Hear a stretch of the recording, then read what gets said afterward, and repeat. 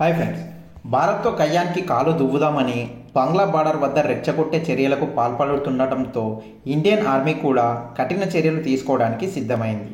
గత కొన్ని నెలలుగా భారత్ బంగ్లా మధ్య ఉద్రిక్త పరిస్థితులు నెలకొన్న నేపథ్యంలో ఇప్పుడు ఈ ఉద్రిక్త పరిస్థితులు ఇంకా వేగం అందుకున్న పరిస్థితి.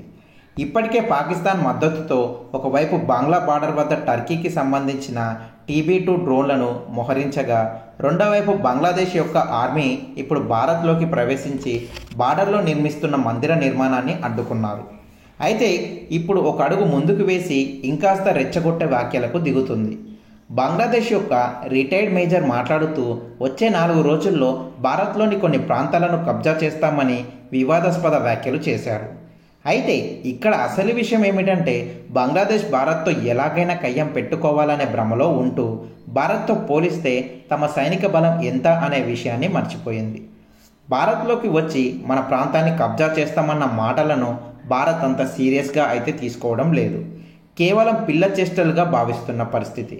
ఫ్రెండ్స్, మీకు తెలియాల్సిన విషయం ఏమిటంటే, భారత్ యొక్క శత్రు దేశమైన పాకిస్తాన్ యొక్క మద్దతుతో టర్కీ నుండి కొన్న TB2 కిల్లర్ డ్రోన్లను బంగ్లాదేశ్ భారత్ బార్డర్ వద్ద మోహరించి ఉంచింది.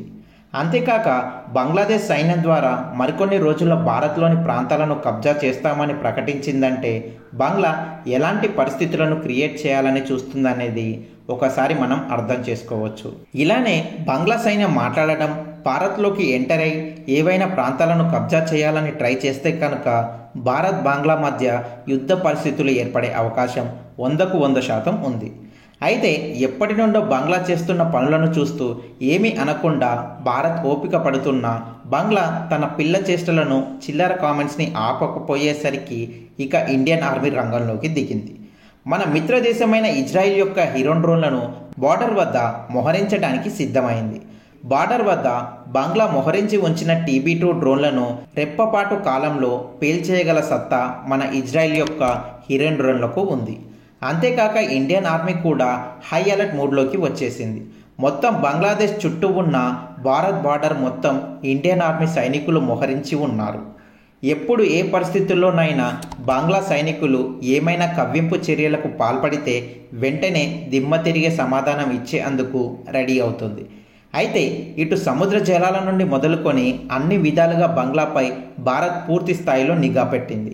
దీనిపై మరిన్ని విషయాలను మనం ఈ వీడియోలో తెలుసుకుందాం. బంగ్లాకు గట్టి కౌంటర్ ఇవ్వడానికి భారత్ పెద్ద ఎత్తున పూర్తి స్థాయిలో రెడీ అవుతుంది. మీరు కొత్తగా కనుక ఈ ఛానల్ని చూస్తున్నట్టయితే, మీరు ఇప్పటివరకు మన ఛానల్ని సబ్స్క్రైబ్ చేసుకున్నట్టయితే వెంటనే ఛానల్ని సబ్స్క్రైబ్ చేయండి. వెంటనే వీడియోని లైక్ చేసి షేర్ చేయండి.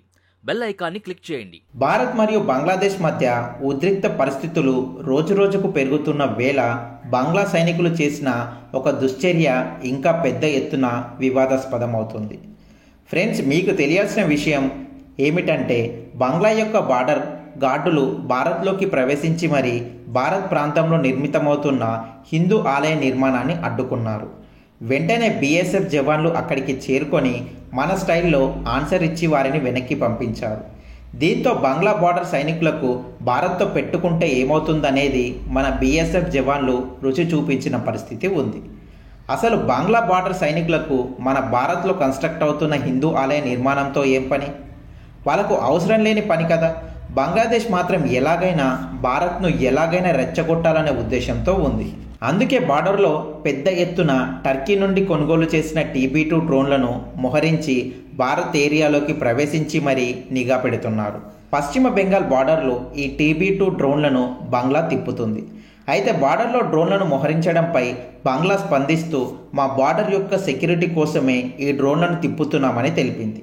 అసలు డ్రోన్లను తిప్పడానికి మెయిన్ రీజన్ ఏమిటంటే, భారత్లోని నార్త్ ఈస్ట్ రాష్ట్రాలను భారత్ నుండి సపరేట్ చేయాలనేది బంగ్లా చేస్తున్న భారీ కుట్ర.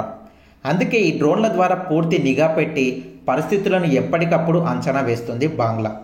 అయితే బంగ్లాదేశ్ నుండి భారత్కు ఇస్తున్న వార్నింగ్ ఏమిటంటే, పశ్చిమ బెంగాల్లోని కోల్కతా నగరాన్ని పూర్తిగా మేము స్వాధీనం చేసుకోబోతున్నామని, పక్కా చేసుకుంటామని, మమ్మల్ని ఎవ్వరూ ఆపలేరని అంటున్న పరిస్థితి.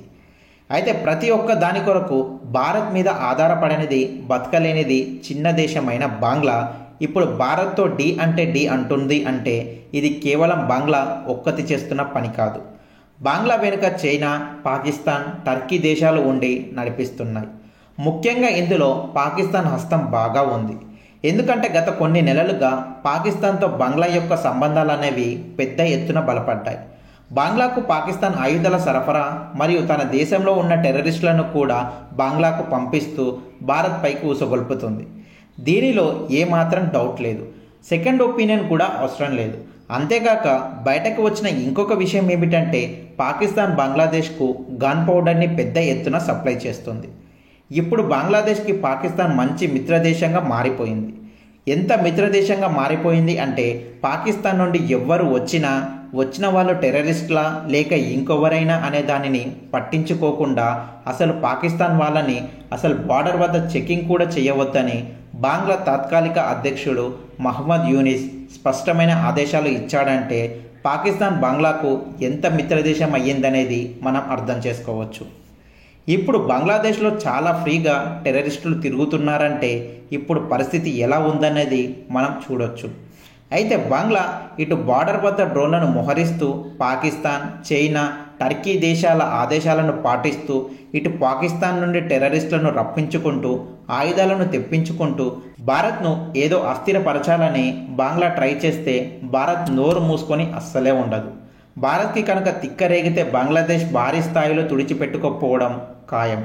ప్రస్తుతం బంగ్లాదేశ్ తన వాపును చూసి బల్పు అనుకుంటుంది. పాకిస్తాన్, చైనాలు ఎందుకు పరోక్షంగా బంగ్లాను రెచ్చగొడుతుందనేది అర్థం చేసుకోలేని పరిస్థితి. బంగ్లాదేశ్కు కరెక్ట్గా తినడానికి తిండి కూడా లేనటువంటి పరిస్థితుల్లో బంగ్లాను అన్ని విధాలుగా స్ట్రాంగ్గా చేసుకోవాలని టార్గెట్గా ముందుకు వెళ్ళాలి. కానీ భారత్ లాంటి దేశంతో పెట్టుకుంటే ఇంకా ఉన్న స్థితి నుండి ఇంకా లోతుకు దిగజారుతామనే సోయి లేదు. అందుకే ఇక నుండి బంగ్లా విషయంలో సైలెంట్గా ఉండాలని భారత్ అనుకోవడం లేదు. అందుకే బంగ్లా బార్డర్ వద్ద మొత్తం సెక్యూరిటీని టైట్ చేసింది.